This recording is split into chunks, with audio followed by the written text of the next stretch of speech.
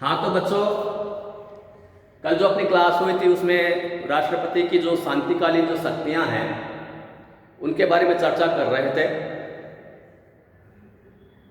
तो और आज भी हम इन्हीं के ऊपर चर्चा करेंगे। तो राष्ट्रपति की जो शांतिकालीन जो दो शक्तियां थी, कार्यपालिका संबंधी और विधायी शक्तियों के बारे में मैंने बताया था आपको थोड़ा बहुत। और इसे के तहत राष्ट्रपति की स्वीकृति के बिना कोई भी विधेयक कानून नहीं बन सकता है, इसलिए प्रत्येक विधेयक पर उसके हस्ताक्षर आवश्यक है। धन विधेयकों पर राष्ट्रपति अपनी स्वीकृति देने से इनकार नहीं कर सकता, किंतु साधारण विधेयकों को पुनर्विचार के लिए संसद के पास भेज सकता है। यदि संसद उनको बहुमत से दोबारा पारित कर दे तो राष्ट्रपति अपनी स्वीकृति देने से इनकार नहीं करेगा। इस प्रकार राष्ट्रपति को निलंबन का विशेषाधिकार प्राप्त है। राष्ट्रपति के निलंबन के विशेषाधिकार का भारतीय संसदीय प्रणाली में विशिष्ट महत्व है। यह एक संवैधानिक अवरोध है, न कि बुरी नीयत से प्रयुक्त होने वाला अवरोध। संविधान निर्माताओं का यह विचार था कि संसद जैसे व्यस्त संस्था यदि राजनीतिक तत्वों से प्रभावित होकर किसी विधेयक पर राष्ट्रीय हित की दृष्टि से पूर्ण विचार नहीं कर सकती है तो राष्ट्रपति अपने अनुभव ज्ञान से उपयुक्त सुधार के सुझाव दे सकेंगे। कुछ विशेष प्रकार के विधेयक राष्ट्रपति की पूर्व आज्ञा के बिना संसद में प्रस्तुत नहीं किए जा सकते। राष्ट्रपति संसद को संदेश भेज सकता है।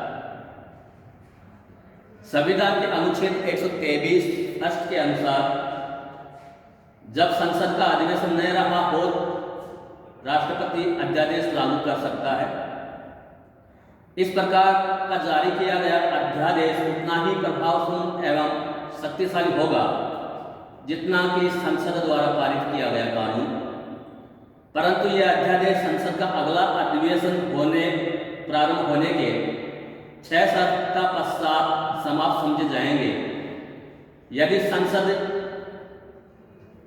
चाहे तो उसके द्वारा इस अवधि के पूर्व भी इन अध्यादेशों को समाप्त किया जा सकता है।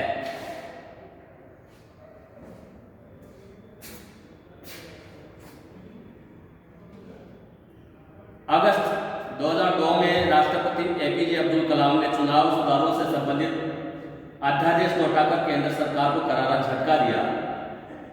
राष्ट्रपति ने केंद्रीय मंत्रिमंडल से अध्यादेश के प्रावधानों पर स्पष्टीकरण मांगा।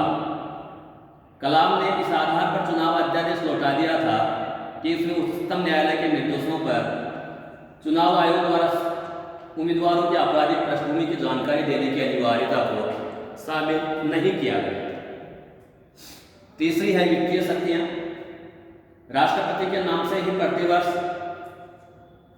बजट वित्त मंत्री द्वारा संसद में पेश किया जाता है। उनकी अनुमति के बिना कोई भी वित्त विधेयक लोकसभा में प्रस्तावित नहीं किया जा सकता। राष्ट्रपति ही प्रतिवर्ष नियंत्रक एवं महालेखा परीक्षक की रिपोर्ट, वित्त आयोग की सिफारिशें आदि संसद के समक्ष रखवाता है। भारत की आकस्मिक निधि पर उसका पूर्ण नियंत्रण होता है। वह संसद की स्वीकृति बिना इसमें से अचानक पड़ने वाले खर्चों के लिए कुछ धन सरकार को दे सकता है। वह संसद से पूरक, अतिरिक्त और अपवादभूत अनुदानों की मांग कर सकता है। राष्ट्रपति कुछ राज्यों को केंद्रीय अनुदान दिलाने के लिए आज्ञा जारी कर सकता है। वह करों से होने वाली आय के वितरण का निर्धारण करता है तथा संघ तथा राज्यों के बीच करों के विभाजन के संबंध में सलाह लेने के लिए वित्त आयोग की नियुक्ति का अधिकार भी राष्ट्रपति के पास ही है। अगली जो शक्ति है वो है न्यायिक शक्ति। राष्ट्रपति सर्वोच्च न्यायालय तथा उच्च न्यायालयों के न्यायाधीशों की नियुक्ति करते हैं। सर्वोच्च न्यायालय के अधिकारियों एवं कर्मचारियों की नियुक्ति के संबंध में नियमों का निर्धारण भी राष्ट्रपति ही करते हैं। संविधान के अनुच्छेद 72 के अनुसार उन्हें क्षमादान का अधिकार भी दिया गया है। वे दंड को पूर्ण रूप से क्षमा कर सकते हैं, स्थगन कर सकते हैं अथवा दंड में परिवर्तन कर सकते हैं। इस अधिकार का प्रयोग केवल 3 प्रकार के दंडों पर कर सकते हैं। पहला, यदि दंड किसी सैनिक न्यायालय द्वारा दिया गया हो। दूसरा, यदि दंड किसी ऐसे मामलों में दिया गया हो जो केंद्रीय कार्यपालिका के क्षेत्राधिकार के अंतर्गत आते हैं।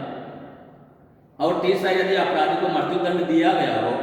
व्यवहार में राष्ट्रपति इन अधिकारों का प्रयोग मंत्रिमंडल के परामर्श के अनुसार ही करेगा। 5वीं है सैनिक शक्तियां। तीनों सेनाओं के सर्वोच्च कमान राष्ट्रपति में निहित है, परंतु वह अपनी शक्ति का प्रयोग विधि के अनुसार ही कर सकेगा। वस्तुतः युद्ध और शांति के समय कानून बनाने का अधिकार पूर्ण रूप से संसद को प्राप्त है और बिना संसद की स्वीकृति या बाद में संसद की स्वीकृति लेने की आशा में न तो युद्ध की घोषणा कर सकते हैं और न ही सेनाओं के युद्ध में लड़ने के लिए भेज सकता है। 6वीं है कूटनीतिक या राजनीतिक शक्तियां। राष्ट्रपति विदेशों में देश का प्रतिनिधित्व करते हैं। वे राजदूतों, राजनयिक प्रतिनिधियों तथा वाणिज्य दूतों की नियुक्ति करते हैं। वे विदेशों में राजनयिक प्रतिनिधियों के प्रमाण पत्रों को स्वीकार करते हैं। अंतर्राज्यीय शक्ति संधियां, समझौते या बातचीत राष्ट्रपति के नाम से ही किए जाते हैं।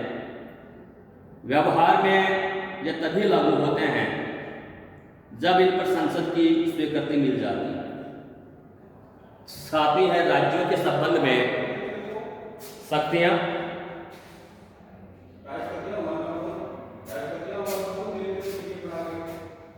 राज्यों के राज्यपालों तथा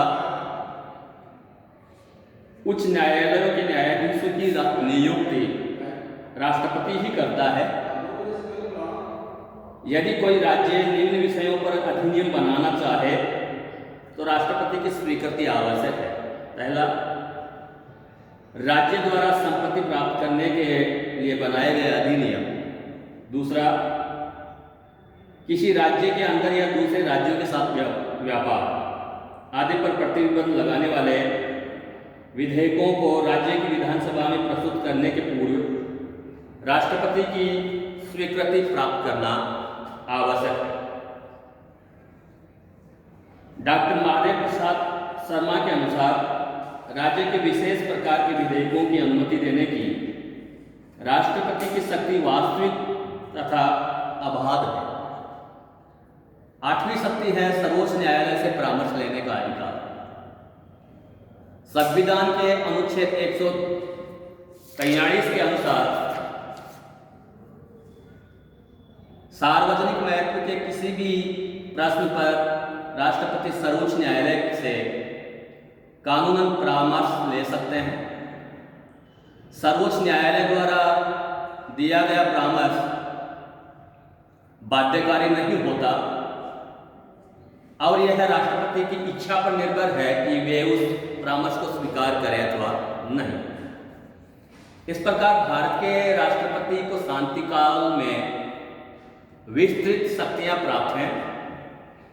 शांति काल में यह अपेक्षा की गई है कि वह संवैधानिक अध्यक्ष के रूप में ही कार्य करेगा, क्योंकि हमारे देश में संसदात्मक शासन प्रणाली अपनाई गई है।